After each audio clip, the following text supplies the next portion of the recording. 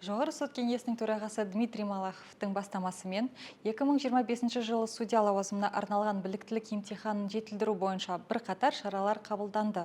Олар құқықтық қоғамдастық өкілдерінің санын арттыру есебінен біліктілік комиссиясының құрамын жаңарту, заңнаманы білуіне арналған компьютерлік тестілеу үшін жаңа сұрақтарды қалыптастыру. Алғаш рет біліктілік емтиханынан өтуге арналған тапсырмалардың қолданыстағы заңнамаға сәйкестігіне беделді заңгер ғалымдар тарапынан сараптамалық бағалау жүргізу. Біліктілік емтихан қабылдау жиілігін жылына 4 реттен 12 ретке дейін арттыру. Психологиялық тестілеу өткізу жиілігін жылына 3 реттен 6 ретке дейін көбейту. Біліктілік комиссиясының отырыстарын өткізу тәртібін қайта қарау және оларды өткізудің жаңа кестесін бекітіп, оған сәйкес отырыстар аптар сайын өткізу. Біліктілік емтиханның барлық кезеңдерді неғұрлым ашық, қолжетімді және айқын қылып өткізу.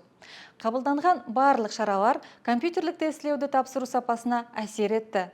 Атап айтқанда, 2025 жылдың қорытындысы бойынша 1317 кандидаттың 296-сы тестілеуден сәтті өтіп, 22,5% құрады. Ал бұрынғы көрсеткіші шамамен 50% болған.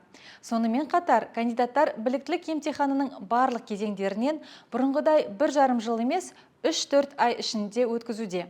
Осылайша, 2025 жылы комиссияның 41 отырысы өткізіліп, оған 329 кандидат қатысты.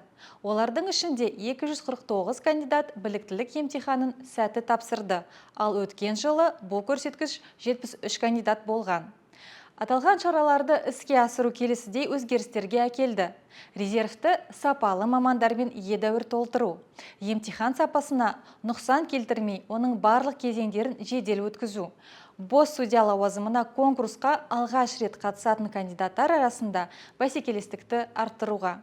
Судья лауазымына арналған біліктілік емтиханы рәсімін жетілдіру бойынша қабылданған шаралар оның жеделдігін, сапасын, ашықтығы мен қолжетімділігін арттырды. Бұл алдағы уақытта кадрлық әлеуетін нығайтуға және сот жүйесінің тиімділігін арттыруға ықпал ететін болады.